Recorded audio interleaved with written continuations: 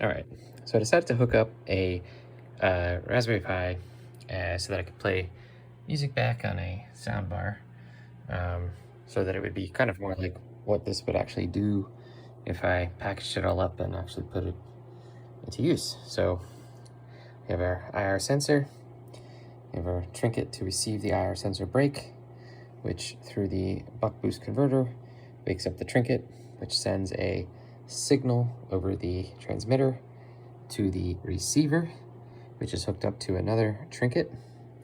That Trinket then triggers a signal to the Raspberry Pi, which then plays music on the receiver. So if it all works, when I put my hand here, we'll hear music play. It's so cool. So that's a voltmeter there that I'm using to measure the voltage on this high pin. That's because initially I tested it with this little noisemaker, which is really, really obnoxious sound. I'll just put it in here just so you hear how horrible it is, and why that MP3 playback is just so much more amazing. So I'll put this like that. Yep. And then we'll break it and we'll hear both the beautiful chime and the wretched buzzer. See?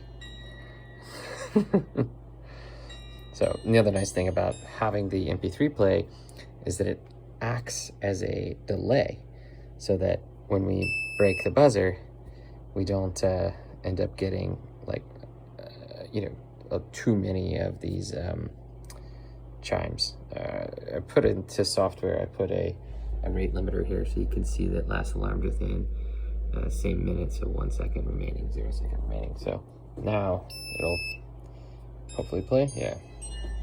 So the program's doing its playback. Yeah. So I switched to using the MacBook Pro here instead of the Raspberry Pi computer here to program these Arduinos, because I forgot that with the the Trinket M0, which is different than the Trinket 5-volt Trinket that I'm used to with the AT, the slower processor, you have to double tap the reset pen here, otherwise it won't go into programming mode.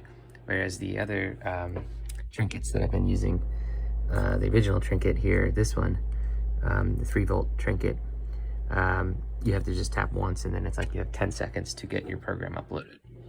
Actually, so the double tap is really nice because you have as much time as you want. So now on to packaging. So I'm thinking that I'm going to package these into these things, which are kind of nice and beefy cases. I have an antenna sticking out of here on one of them, and then also probably hook up some kind of battery in here. So we'll figure that out next.